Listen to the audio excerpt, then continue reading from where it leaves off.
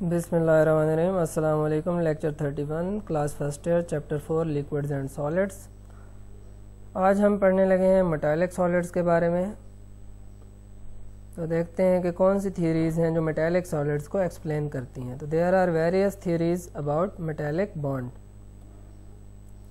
पहली थ्योरी है हमारे पास electron pool theory. The first theory of metallic bonding is called electron pool और इलेक्ट्रॉन गैस थ्योरी। पहली जो थ्योरी पेश की गई मेटल्स के बारे में, मेटल्स के स्ट्रक्चर के बारे में, उसको हम इलेक्ट्रॉन पूल थ्योरी या इलेक्ट्रॉन गैस थ्योरी कहते हैं। This theory was proposed by Drude and extended by Lorentz. इसको ड्रूड ने पेश किया और लॉरेन ने आगे बढ़ाया।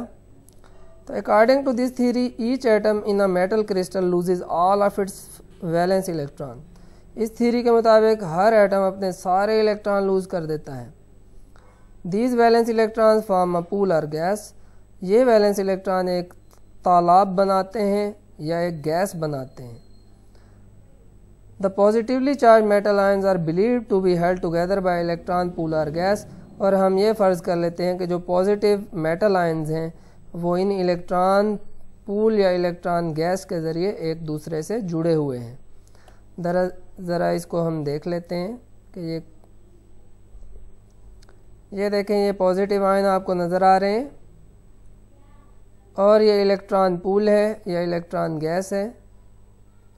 इसके अंदर ये पॉजिटिव आयन फ्लोट कर रहे हैं, तैर रहे हैं, और एक पॉजिटिव आयन दूसरे पॉजिटिव आयन से इस इलेक्ट्रॉन के ज़रिए जुड़ा हुआ है।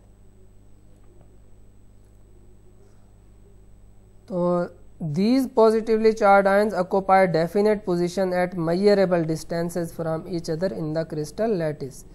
ये पॉजिटिव आयन एक मखसूस फासले पर होते हैं जिस फासले को मैयर भी किया जा सकता है, उसकी पैमाइश भी की जा सकती है। From each other in the crystal lattice, एक दूसरे से वो इतने फासले पर होते हैं कि उनकी पोजीशन भी फिक्स होती है और उस फासले को की पैमाइश भी की जा सकती है। Valence electrons are not attach to any individual ion. Valence electron जो हैं वो किसी इंडिविजुअल आयन के साथ जुड़े हुए नहीं हैं। Are a pair of ions, या दो आयंस के साथ भी जुड़े हुए नहीं हैं। Rather belong to the crystal as a whole, बल्कि ये इलेक्ट्रॉन पूरी क्रिस्टल से ताल्लुक़ रखते हैं। अब इसको कैसे समझना है ये देखें। फॉर एग्जांपल ये इलेक्ट्रॉन है तो ये इस एटम के साथ हमेशा नहीं जुड़ा रहेगा, या ये जो दो पॉजिटिव आयन हैं और ये दरमियान में इलेक्ट्रॉन है, तो ये इलेक्ट्रॉन सिर्फ इन दोनों से ताल्लुक़ नहीं रखता बल्कि पूरी की पूरी लैटिस से ये ताल्लुक़ रखता है, क्योंकि ये इलेक्ट्रॉन्स मोबाइल हैं, फ्रीली हरकत कर सकते हैं। तो अभी ये अगर इलेक्ट्रॉन यहाँ है तो ये इधर जा सकता है और ये उसकी जगह पे आ सकता है, ये इधर भी जा सकता है। इस तरह ये पूरी लैटिस के अंदर फ्रीली घूमते रहते हैं। एक जब इधर जाता है तो दूसरा उसकी जगह ले लेता है। These electrons are free to move about। ये इलेक्ट्रॉन इधर उधर हरकत करने के लिए आज़ाद हैं। From one part of the crystal to the other, crystal के एक हिस्से से दूसरे हिस्से तक ये आज़ादाना जा सकते हैं। The force which binds a metal ion to a number of electrons within its sphere of influence is known as metallic bond. वो फोर्स जो कि एक मेटल कैटायन को जोड़ के रखती है दूसरे मेटल कैटायन के साथ, उसको हम क्या कहते हैं? उसे हम कहते हैं मेटालिक बॉन्ड। ये मेटालिक बॉन्ड की डेफिनेशन है कि एक ऐसी फोर्स जो मेटल कैटायन को नंबर ऑफ इलेक्ट्रॉन्स के ज़रिए जोड़ती है with in its sphere of influence, अपने गोल दायरे के अंदर, उसको हम मेटालिक बॉन्ड कहते हैं। तो ये गोल है ना हमारे पास पॉजिटिव आयन, तो इसके बाहर एक फोर्स ऑफ अट्रैक्शन डेवलप हो जाती है जो ऐसे दायरे में जो है इन्फ्लुएंस करती है, तो वो फिर इलेक्ट्रॉन्स को अपनी तरफ खींचती है, वो जो फोर्स होती है, और उसी फोर्स के ज़रिए दूसरा पॉजिटिव आयन इस इलेक्ट्रॉन के ज़रिए इस पॉजिटिव आयन से जुड़ जाता है और उसको मेटालिक बॉन्ड कहते हैं। तो ये इलेक्ट्रॉन गैस मॉडल आप देख रहे हैं। यहाँ आप देखें डीलोकलाइज्ड मेटालिक बॉन्ड के कंसेप्ट को वाज़ेह किया गया है। इसके लिए एक अलग से थ्योरी है, वो हम देखते हैं। वैलेंस बॉन्ड थ्योरी क्या कहती है? एल पॉलिंग ने एक्सप्लेन करने की कोशिश की मेटालिक बॉन्ड को according to valence bond theory. Valence bond theory के ज़रिए, वैलेंस बॉन्ड थ्योरी मतलब कि वैलेंस इलेक्ट्रॉन्स जो हैं वही हिस्सा लेते हैं बॉन्ड बनाने में, मेटालिक बॉन्ड बनाने में। According to this theory the metallic bond is treated essentially as covalent in character. और जो बॉन्ड बनता है मेटालिक बॉन्ड इस थ्योरी के मुताबिक एक कोवेलेंट बॉन्ड है, क्योंकि वैलेंस बॉन्ड थ्योरी जो है वो एक कोवेलेंट बॉन्ड की थ्योरी है। हाउएवर, ताहम अब कोवेलेंट बॉन्ड तो फिक्स होते हैं और यहाँ इलेक्ट्रॉन फिक्स होते नहीं हैं, तो फिर उसने क्या नई बात बताई। इट इज़ एज्यूम्ड, ये फ़र्ज़ कर लिया जाता है कि covalent bonds are not localised, covalent bond fix नहीं है, but are highly delocalised in metal structure, बल्कि ये इस तरह के कोवेलेंट बॉन्ड हैं जो मुसलसल मेटल के अंदर अपनी जगह को चेंज करते रहते हैं, हरकत में रहते हैं। ये देखें, ये इस तरह से है, ये इस तरह से है। आप देखें ये किस तरह से हो गया, ये बॉन्ड टूट गया, इसके और इसके दरमियान बॉन्ड बन गया, ये बॉन्ड टूट गया और इसके दरमियान बॉन्ड बन गया। तो डीलोकलाइज्ड कोवेलेंट बॉन्ड है, मतलब ये कोवेलेंट बॉन्ड अपनी जगह चेंज करते रहते हैं। लास्ट थ्योरी है इसकी metallic bond theory. Metallic band theory क्या है? बैंड क्या होता है? बैंड एनर्जी का एक लेवल होता है। जब बहुत ज़्यादा मॉलिक्यूलर ऑर्बिटल्स आपस में कंबाइन हो जाते हैं तो वहाँ पे एनर्जी का एक बैंड क्रिएट होता है। अब ज़रा हम इसको देखते हैं कि इसके बारे में ये क्या कहते हैं। रिसेंटली जो है ये सबसे जदीद थ्योरी है। Molecular orbital theory was applied to explain the characteristics of metallic solids. Metallic solids के ऊपर मॉलिक्यूलर ऑर्बिटल थ्योरी को अप्लाई किया गया। ये थ्योरी कहती क्या है? According to this theory it is assume that electrons in the completely filled orbitals are essentially localized. इस थ्योरी के मुताबिक वो ऑर्बिटल जो मुकम्मल तौर पर फिल्ड हैं उसके इलेक्ट्रॉन हरकत नहीं करते, वो लोकलाइज्ड हैं, वो अपनी जगह फिक्स हैं। While atomic orbital containing the valence electrons interact और overlap to form a set of delocalised orbital. लेकिन एटॉमिक ऑर्बिटल जिनमें वैलेंस इलेक्ट्रॉन्स मौजूद होते हैं वो इंटरेक्शन भी करते हैं एक दूसरे के साथ, वो ओवरलैप भी करते हैं एक दूसरे के साथ और नए ऑर्बिटल्स बनाते हैं जो डीलोकलाइज्ड होते हैं, जो एक जगह से दूसरी जगह हरकत करने की सलाहियत रखते हैं। These delocalized orbitals are the molecular orbitals, और इनको मॉलिक्यूलर ऑर्बिटल कहा जाता है, which extend over the entire crystal lattice. और फिर ये मॉलिक्यूलर ऑर्बिटल पूरी की पूरी क्रिस्टल लैटिस यानी क्रिस्टल के स्ट्रक्चर के अंदर फैल जाते हैं। Such a combination of atomic orbital produce as a large number of closely spaced states। और इस तरह का जो एटॉमिक ऑर्बिटल्स का कम्बिनेशन है उससे large number of closely space states के कम्बिनेशन से ये बनता है। मतलब एनर्जी की जो स्टेट्स होती हैं उनके कम्बिनेशन से दरअसल ये चीज़ बनी है। These states of energy are also known as bands of energy. हर एटॉमिक ऑर्बिटल जो होता है उसकी एक मखसूस एनर्जी भी होती है, और ये इतने सारे एटॉमिक ऑर्बिटल मिलकर जो नए वाले डीलोकलाइज्ड ऑर्बिटल बना रहे हैं, ये सारे एनर्जी स्टेट्स आपस में जब कंबाइन होते हैं तो वो एनर्जी का एक बहुत बड़ा बैंड बनाते हैं। That is why it is also called a band theory, और इसी वजह से हम इसको बैंड थ्योरी का नाम देते हैं। अब मुख्तलिफ तरह के बैंड होते हैं। कंडक्शन बैंड होता है, नॉन कंडक्शन बैंड होता है।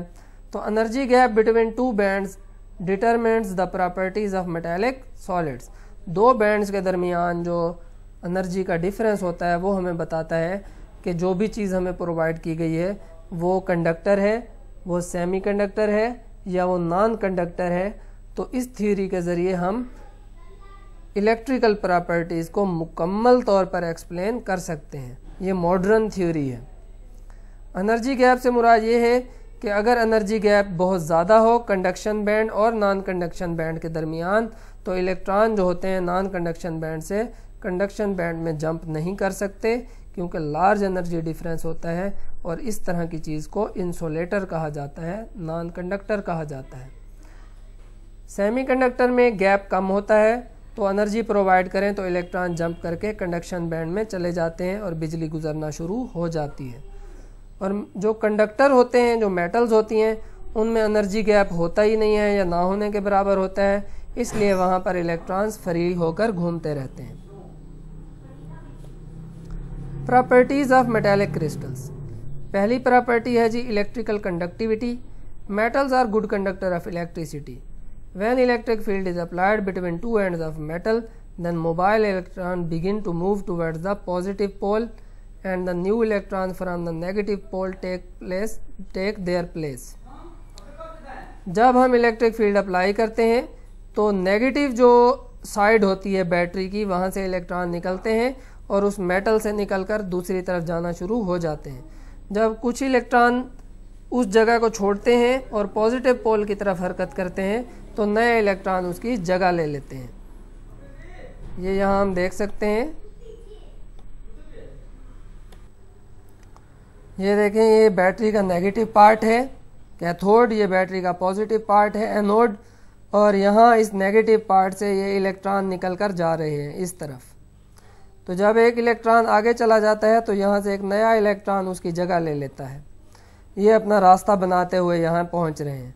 अगर ये नेगेटिव पोल से पॉजिटिव पोल तक पहुँच जाएं तो हम कहते हैं कि करंट पास होना शुरू हो गया है। ये मेटल का एक रॉड है जिसमें से बिजली पास हो रही है।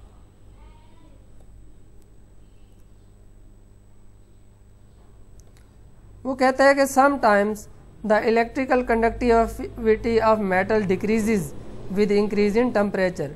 टेम्परेचर के बढ़ने से इलेक्ट्रिकल कंडक्टिविटी कम हो जाती है। The reason is that with the increase in temperature the positive metal ions begin to oscillate and the motion hinders the free movement of mobile electron between the positive ion।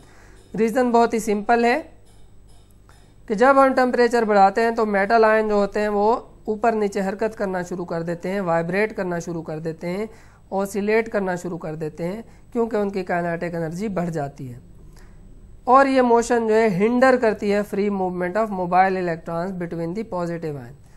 और positive ions के दरमियान ये जो electron अपना रास्ता बनाकर जा रहे थे आज़ादाना, उसका रास्ता हिंडर हो जाता है, रुक जाता है, क्योंकि जब ये इलेक्ट्रॉन यहाँ से जा रहे होते हैं तो ये पॉजिटिव आयन ऐसे ऑसिलेट करके जब इसके सामने आता है तो ये इलेक्ट्रॉन उससे टकरा कर वापस चले जाते हैं। This hindrance decreases the electrical conductivity.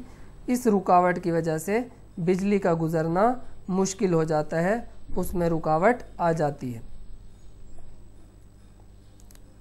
तो ये शॉर्ट क्वेश्चन में भी आता है, ये जो स्टेटमेंट है यहाँ तक, इसका शॉर्ट क्वेश्चन भी एक्सरसाइज में मौजूद है, पेपरों में आता है। नेक्स्ट है थर्मल कंडक्टिविटी, हीट का गुजरना। थर्मल कंडक्टिविटी भी एक प्रॉपर्टी है जो कि मेटालिक सॉलिड से जुड़ी हुई है। जब मेटल का एक पीस गर्म किया जाता है वन एंड पे तो वहाँ से इलेक्ट्रॉन एनर्जी को एब्जॉर्ब करते हैं, हीट एनर्जी को, और मूव करते हैं very rapidly through the metallic lattice towards the cooler and, और गर्म हिस्से से वो ठंडे हिस्से की तरफ ट्रैवल करते हैं अपनी एनर्जी के साथ। During the process they collide with adjacent electrons. इस दौरान वो साथ वाले इलेक्ट्रॉन्स के साथ टकराते हैं and transfer their heat energy to them, और अपनी एनर्जी उनको ट्रांसफ़र कर देते हैं। इस तरह गर्म जगह से हीट एनर्जी ठंडी जगह की तरफ ट्रैवल हो जाती है। इसकी मिसाल मैं ऐसे देता हूँ कि जब हम खाना पकाते हैं तो बर्तन के अंदर जो चमचा होता है, वो जो एंड उसके अंदर होता है वो गर्म होता है, और वहाँ से इलेक्ट्रॉन एनर्जी लेके ठंडे एंड की तरफ आते हैं जहाँ हमने उसको पकड़ा हुआ होता है, और हत्ता कि वो वाला एंड भी कुछ देर बाद गर्म होना शुरू हो जाता है। मेटालिक लस्टर, मेटल्स चमकती है। क्यों चमकती है? Whenever the metals are freshly cut, जब भी हम मेटल्स को काटते हैं, most of them possess metallic lustre, अक्सर वो चमकती हैं उस जगह से, which means that they have a shining surface, जिसका मतलब ये है कि उनकी सरफेस चमकने वाली है। शाइनिंग सरफेस दरअसल इसलिए है कि जिस जगह से हम काट रहे होते हैं वहाँ हम वर्क कर रहे होते हैं, और वो वर्क एनर्जी इलेक्ट्रॉन्स को अवेलेबल हो जाती है, और इलेक्ट्रॉन्स एक्साइट और डी एक्साइट होते हैं, जिसकी वजह से वो जगह चमकना शुरू हो जाती है। तो अब ज़रा हम इसको समझते हैं कि when light falls on metallic surface, जब मेटल के ऊपर लाइट गिरती है, the incident light collides with the mobile electrons and they are excited. Electron उस एनर्जी को लेकर एक्साइट हो जाते हैं। These electron when de-excited, जब ये इलेक्ट्रॉन वापस आते हैं, give off some of energy in the form of light, कुछ एनर्जी ये खारिज कर देते हैं लाइट की फॉर्म में। This light appears to be reflected from the surface of the metal which gives a shining look. और ये लाइट हमें नज़र आती है कि वो वहाँ से मेटल की सरफेस से रिफ्लेक्ट हो रही है, जिसकी वजह से शाइनिंग लुक हमें नज़र आती है, मेटल चमकती हुई नज़र आती है। Malleable and ductile, metals malleable और डक्टाइल हैं whenever stress is applied on them, जब उनके ऊपर फोर्स अप्लाई की जाती है।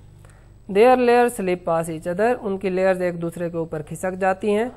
The structure of the metal changes without fracturing, और मेटल का स्ट्रक्चर चेंज हो जाता है लेकिन मेटल कभी टूटती नहीं है, फ्रैक्चर नहीं होती।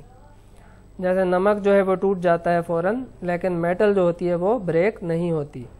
ये मैलिएबल और डक्टाइल है। यहाँ आप देख रहे हैं ये मेटल के कैटायन हैं और ये डीलोकलाइज्ड वैलेंस इलेक्ट्रॉन हैं, ये जो नेगेटिव हमें नज़र आ रहे हैं हर जगह पे। जब हम स्ट्रेस अप्लाई करते हैं तो हम देख रहे हैं कि ये पूरी की पूरी लेयर ऊपर से खिसक कर इधर आ जाती है और कोई फ़र्क नहीं पड़ता, क्योंकि हर जगह पॉजिटिव और नेगेटिव इलेक्ट्रॉन मौजूद हैं। बस फ़र्क ये पड़ता है कि यहाँ से एटम इधर चले गए हैं, यहाँ जहाँ हमने फोर्स अप्लाई की है यहाँ पे मेटल जो है वो पतली हो जाती है और दूसरी साइड पर इलेक्ट्रॉन और एटम मूव कर जाते हैं, लेकिन मेटल टूटती नहीं है। तो यही वजह है कि मेटल्स जो होती हैं उनको शीटों में भी तब्दील किया जा सकता है और उनसे बारीक बारीक तारें भी बनाई जा सकती हैं। तो ये था जी आज का लेक्चर। उम्मीद है कि मेटेलिक बॉन्ड और उससे जुड़ी हुई चीज़ें जो हैं आपको समझ में आ गई होंगी। इंशाल्लाह मिलते हैं नेक्स्ट लेक्चर में, तब तक के लिए अल्लाह हाफिज़।